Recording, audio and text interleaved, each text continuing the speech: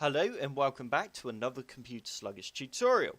Before we get started, have you subscribed to my YouTube channel yet? If not, be sure to click on the big red subscribe button on my main page. And once you have done this, don't forget to click on that bell to be the first to get notified when I upload a new video.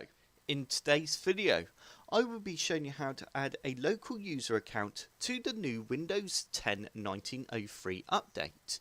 To start off with, all you need to do is right click in the bottom left hand corner of your screen and go onto settings. You now need to click on accounts, and we now need to go down to family and other users, and you now need to click on add someone else to this PC. You now need to click on I don't have this person's sign-in information.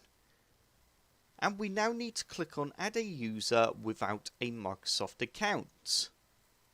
We can now choose the username for the person.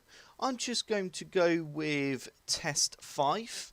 And you can now choose to add a password. If you do add a password, you do need to add some security questions. You need to choose 3 security questions by just simply clicking on the drop down box and then choosing first pet's name. I can just put F, and then we could do childhood nickname and so on. If you don't want a password, that's absolutely fine. You can just remove the password and then go next. And there we go, it really is that easy.